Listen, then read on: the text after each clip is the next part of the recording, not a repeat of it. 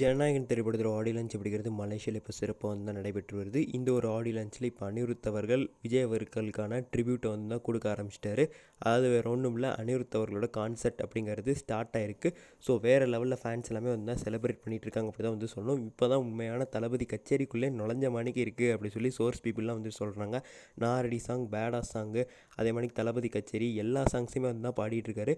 So ஃபுல்லாக ஃபேன்ஸ்ட்டு வந்து செம்ம ரெஸ்பான்ஸ் வந்து தான் கிடைக்குது அப்படி தான் வந்து சொல்லி ஆகணும். ஸோ இதுக்கு முன்னாடி கூலி திரைப்படத்தில் வந்து இப்படின்னா செம்மையாக மாஸ் பண்ணியிருப்பார். ஸோ அதே மாதிரி மாஸ் பண்ணுறாரு. என்ன தான் வந்துட்டு சொன்னீங்கனாலும் ஸோ அந்த ஒரு அரங்கத்தில் கூலி ஆடியோ லான்ச்சில் அவர் பண்ணது அது தனி தான். இங்கே அதை கம்பேரே பண்ணக்கூடாது.